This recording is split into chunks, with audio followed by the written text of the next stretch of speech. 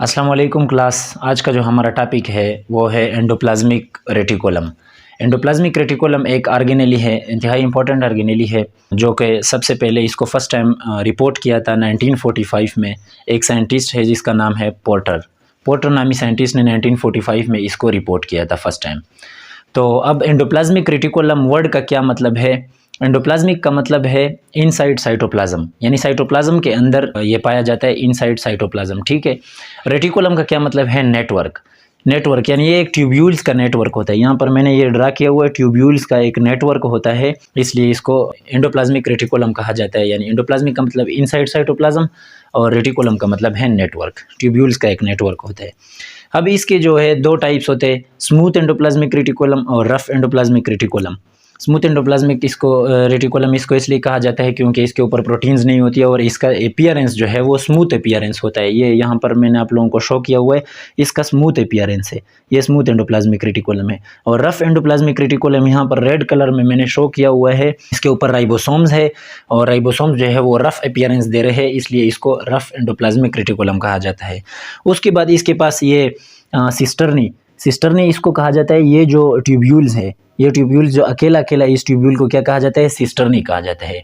और इस सिस्टर्नी के अंदर का जो स्पेस है उसको सिस्टर्नल स्पेस कहा जाता है। सिस्टर्नल स्पेस या ल्यूमन कहा जाता है। ये जो सिस्टर्नी है, सिस्टर्नी का जो अंदर वाला रीजन है, इसको या सिस्टर्नल स्पेस कहा जाता है या ल्यूमन कहा जाता है। उसके बाद एंडोप्लाज्मिक रेटिकुलम के पास ऐसे गोल सर्कुलर शेप्स होते हैं, उसको क्या कहा जाता है? वेजिकल्स कहा जाता है। वेजिकल्स, उस गोल सर्कुलर शेप्स को। वेजिकल्स का क्या काम होता है? ट्रांसपोर्ट ऑफ मटेरियल्स में हेल्प आउट करते हैं। जो फॉर एग्जांपल या तो न्यूक्लियस के अंदर कोई चीज़ जानी होती है या उसके बाहर कोई चीज़, तो वो ट्रांसपोर्ट ऑफ मटेरियल्स में कौन हेल्प करता है? वो जो सर्कुलर शेप्स इसके पास होते हैं। उसके बाद हम आते हैं इसके कंपोजिशन की तरफ। कंपोजिशन में ये प्रोटीन और लिपिड से मिलकर बना होता है, प्रोटीन और लिपिड से। ठीक है, ये इसका कंपोजिशन हो गया। उसके बाद टाइप्स में इसका स्मूथ एंडोप्लाज्मिक रेटिकुलम है, वो मैंने आप लोगों को यहाँ पर भी बता दिया कि नो राइबोसोम्स प्रेजेंट, यानी इसके ऊपर ये है, इसके ऊपर राइबोसोम्स प्रेजेंट नहीं होते, इसका स्मूथ अपीयरेंस होता है, इसलिए इसको स्मूथ एंडोप्लाज्मिक रेटिकुलम कहा जाता है। रफ एंडोप्लाज्मिक रेटिकुलम के ऊपर क्या होता है? राइबोसोम्स प्रेजेंट होते हैं, इसलिए उसको रफ अपीयरेंस देता है, तो वो रफ एंडोप्लाज्मिक रेटिकुलम कहा जाता है। उसके बाद हम आते हैं इसके फंक्शंस की तरफ। फंक्शंस जो है इसके इंपॉर्टेंट फंक्शंस हैं। फंक्शंस में सबसे पहले स्मूथ एंडोप्लाज्मिक रेटिकुलम के क्या क्या फंक्शंस हैं? Number 1, synthesis of lipids, phospholipids and cholesterol. अच्छा, सबसे पहले ये जो हमारे पास जितनी भी ऑर्गेनेलीज है, उनकी जितने भी मेम्ब्रेन्स हैं, उसके ऊपर जो मेम्ब्रेन होती है, सब ऑर्गेनेलीज जितने भी है, वो मेम्ब्रेन किस किस चीज़ से बनी होती है? प्रोटीन्स और लिपिड से। तो वो जो प्रोटीन्स और लिपिड्स है वो कौन बनाता है? एंडोप्लाज्मिक रेटिकुलम बनाता है। स्मूथ एंडोप्लाज्मिक रेटिकुलम जो है वो उनके लिए, जितने भी ऑर्गेनेलीज है, वो उनके मेम्ब्रेन्स के लिए क्या बनाता है? लिपिड्स बनाता है। और जो रफ एंडोप्लाज्मिक रेटिकुलम है वो प्रोटीन्स बनाता है उनके लिए। यानी ये जो है लिपिड्स भी बनाते हैं, लिपिड्स भी, लेकिन स्मूथ में लिपिड्स बनते हैं और रफ में प्रोटीन्स बनते हैं। ये यहाँ पर मैं आप लोगों को दिखा दूँ, ये खुद भी प्रोटीन्स और लिपिड्स से मिलकर बना है। वो प्रोटीन और लिपिड्स कहाँ पर बनते हैं? एंडोप्लाज्मिक रेटिकुलम में बनते हैं।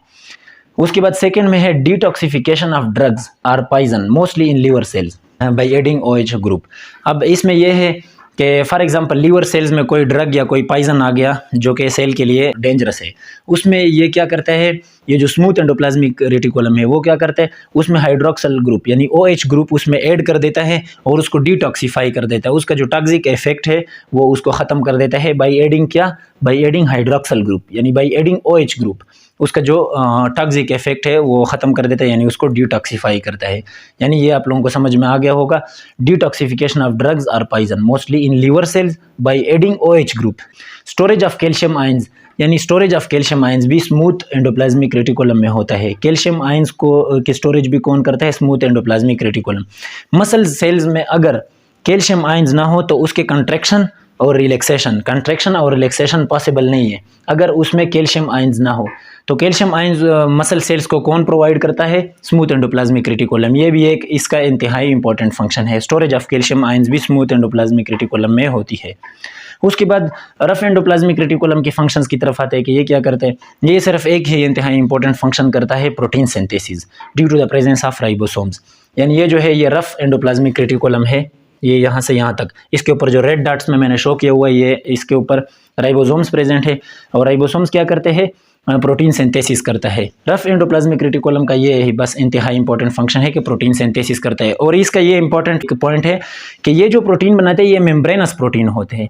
ये जो मैंने अभी आप लोगों को बताया मेम्ब्रेनस प्रोटीन का क्या मतलब हुआ कि ये जितने भी ऑर्गेनेलीज है उनके जो मेम्ब्रेन्स होते हैं, मेम्ब्रेन्स उसकी जितनी भी होती है उसके लिए जो प्रोटीन होती है वो कौन बनाता है? Rough endoplasmic. यानी यहाँ पर मैंने लिखा हुआ है मेम्ब्रेनस प्रोटीन, ये मेम्ब्रेनस प्रोटीन बनाते हैं और ये जो है मेम्ब्रेनस लिपिड्स बनाते हैं। प्रोटीन और लिपिड से सारे ऑर्गेनेलीज की मेम्ब्रेन्स बनी होती है, इसलिए ये इसको मैंने मेम्ब्रेनस प्रोटीन बोला, यानी प्रोटीन्स और लिपिड्स ये बनाते हैं। उम्मीद करता हूँ ये एंडोप्लाज्मिक रेटिकुलम आप लोगों को समझ में आ गया होगा। आसान सा एक टॉपिक था। तो मिलते हैं इंशाल्लाह नेक्स्ट किसी टॉपिक में, तब तक के लिए अल्लाह हाफिज़।